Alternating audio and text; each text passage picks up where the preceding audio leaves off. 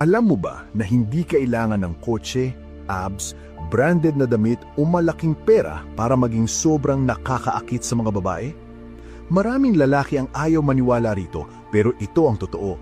May mga lalaking kahit simple lang ang buhay, hindi kagwapuhan, hindi mayaman, pero kusa silang hinahabol. Hindi dahil sa itsura, hindi dahil sa pera, kundi dahil sa kung paano sila magdala ng sarili nila. Dahil sa aura, dahil sa mindset, dahil sa paninindigan. At dito pumapasok ang Stoicism. Karamihan sa mga lalaki ngayon, kapag narinig ang salitang attractive, isang bagay lang ang naiisip. Panlabas, dapat pogi, dapat macho, dapat may muscles, dapat may pera. Oo, may epekto ang mga yan, hindi natin itinatanggi. Pero ang problema, kapag doon lang nakabase ang confidence mo, sobrang fragile nito. Isang problema lang, guguho agad. Tumaba ka lang ng konti, bagsak ang tiwala. Nawalan ka ng trabaho, bagsak ang self-worth. May mas gwapo o mas mayaman sa tabi mo, biglang ramdam mong wala ka na. Kaya maraming lalaki ang todo effort pero walang resulta. Todo chat, todong kumain ka na ba? Todo pa cute, todo availability. Pero ang ending, friend zone, scene zone, dead zone. At mas masakit pa rito, kung sino pa yung lalaking parang walang pakialam, siya pa ang hindi makalimutan. Kung sino pa ang hindi nag-a-adjust, siya pa ang pinipili. Bakit? Dahil may mali sa approach ng karamihan. Hindi effort ang kulang, frame ang kulang. Ang tunay na attraction ay hindi nanggagaling sa ginagawa mo para sa babae, kundi sa kung sino ka kapag wala siya. Sa ora ng pagkatao mo, sa emosyonal mong estado, paraan ng pag-handle mo ng mundo. At yan ang itinuturo ng Stoicism. Sa video na ito, pag-uusapan natin ang tatlong uri ng lalaki na sobrang nakakaakit sa mga babae, kahit wala silang panlabas na advantage. Pero babalik na rin natin ang karanimong ayos dahil karamihan mali ang inuuna. Hindi ito tungkol sa pagiging misteryoso agad. Hindi rin ito tungkol sa pagiging cold.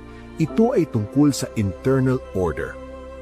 Bago tayo magpatuloy, kung gusto mo ng content na hindi puro hype, hindi puro pick-up lines, kundi totoong mindset para sa lalaking gustong respetuhin at pahalagahan, mag-subscribe ka sa Stoic Aral Tagalog.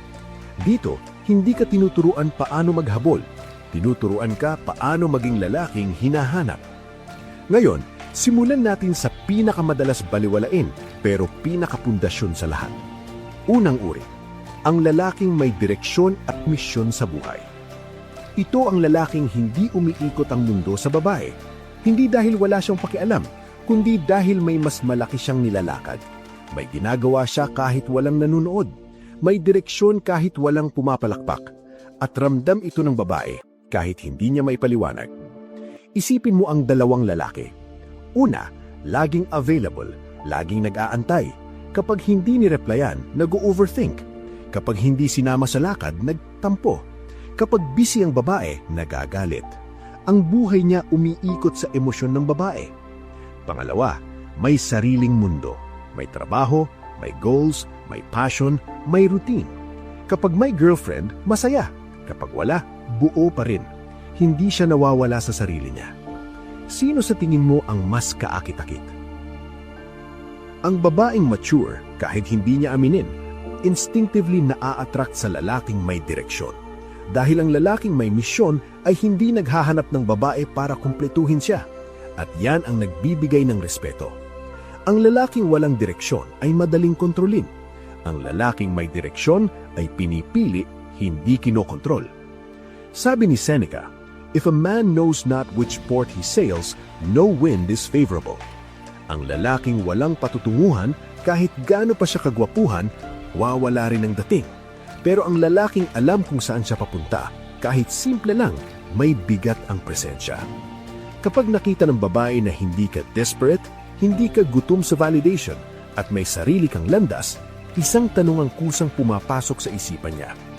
Saan siya papunta at pwede ba akong maging bahagi ng mundo niya? At dito nagsisimula ang attraction na hindi mo kailangang pilitin.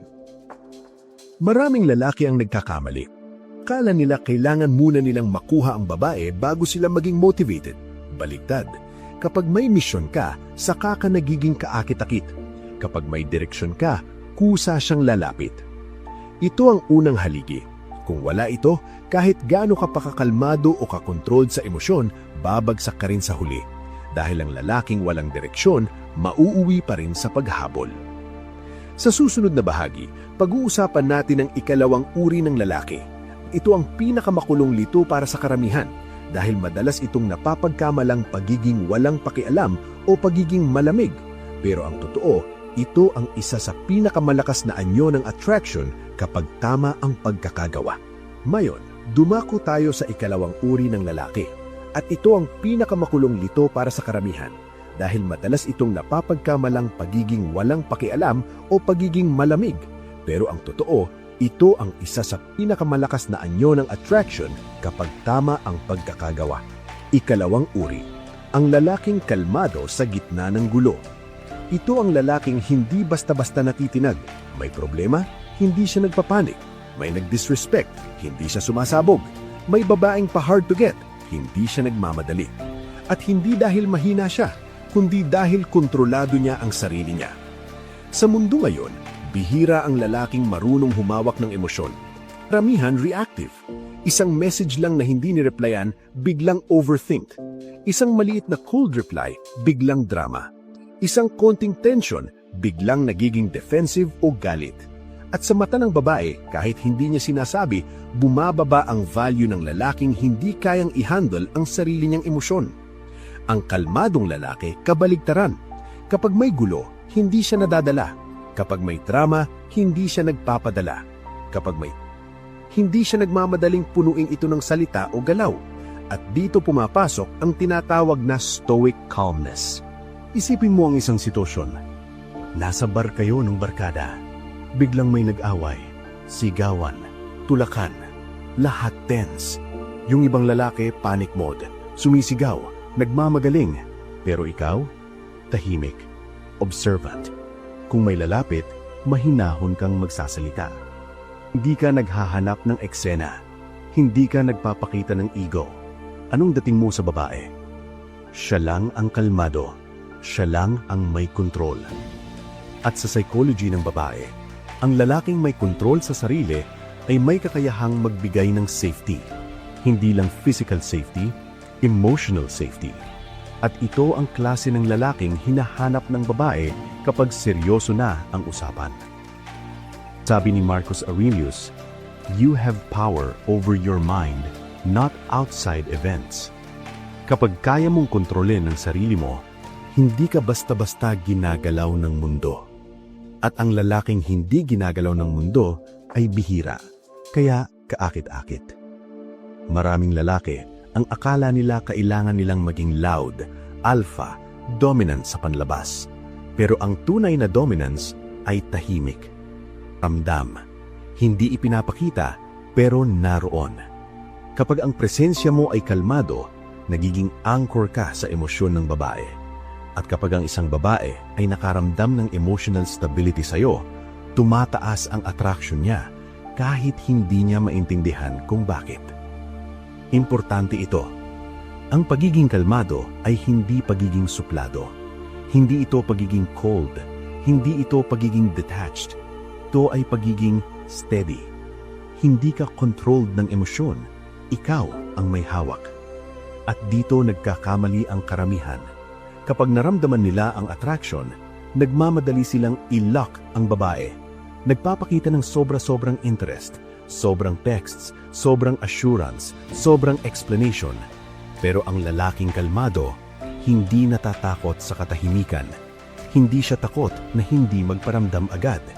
Dahil alam niya, kung solid ang frame niya, hindi mawawala ang attraction. Psychologically, kapag hindi ka reactive, nagiging unpredictable ka. At kapag hindi ka predictable, nagiging interesting ka. Ang babaeng sanay na siya ang hinahabol, biglang magtataka kapag hindi ka nag-react tulad ng inaasahan niya. At ang tanong na yon, bakit hindi siya gumagalaw? Ay nagsisimulang mag-ukit ng puwang sa isip niya.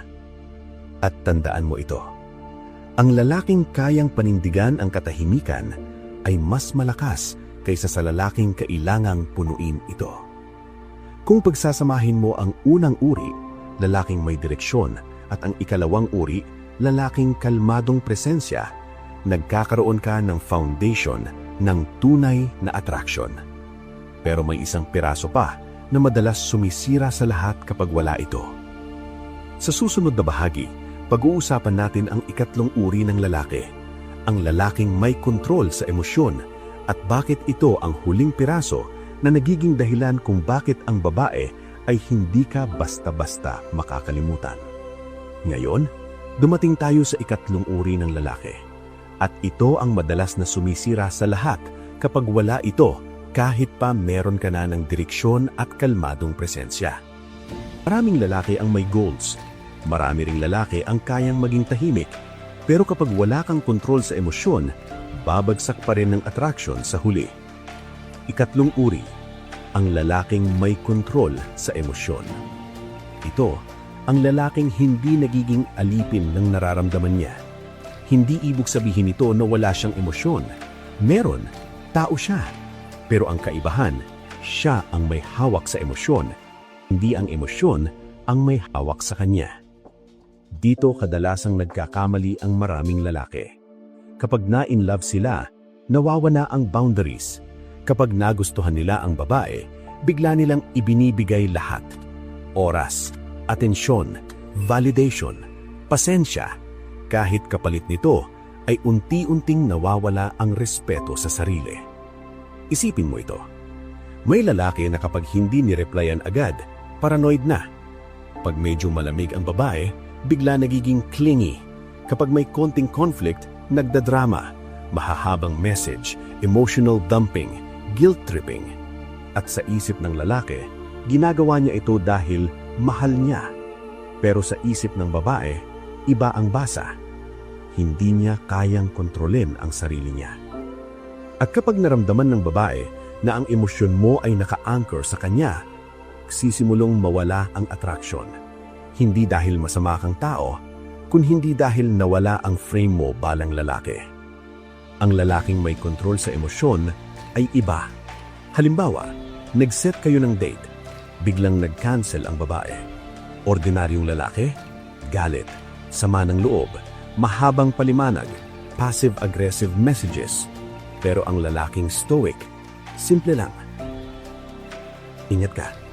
Tapos balik siya sa buhay niya, sa goals niya, sa mission niya. Anong nangyayari sa babae?